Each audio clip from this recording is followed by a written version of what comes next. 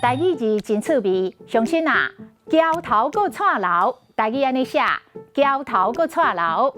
娇生惯养，刁蛮任性，蛮横跋扈，台语讲桥头搁串楼。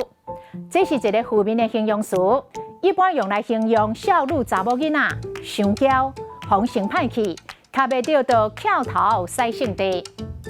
我上细汉的小妹，就是阮阿爸伤过挺性，性格是桥头搁串楼，带一个公主病，拢防袂讲理，一个讲到翘头，翘甲会使吊5斤芝麻。阿嬷讲，查囡仔人若要安尼桥头搁串楼，下摆会嫁无人爱。阿母嘛讲，查囡仔人若桥头搁串楼，注定爱失败。这个一出戏剧内底，总是有一个桥头搁串楼的公主，甲一个温柔搁大端的女主角，形成强烈的对比。阮大兄当年交一个查囡仔，是大头家的千金。本地阮拢抓准对方一定是目头真悬，桥头搁串楼。想袂到人伊真好家教，真有礼貌，对人真客气，搁真好性地，好头喙。即摆是阮的大嫂咯。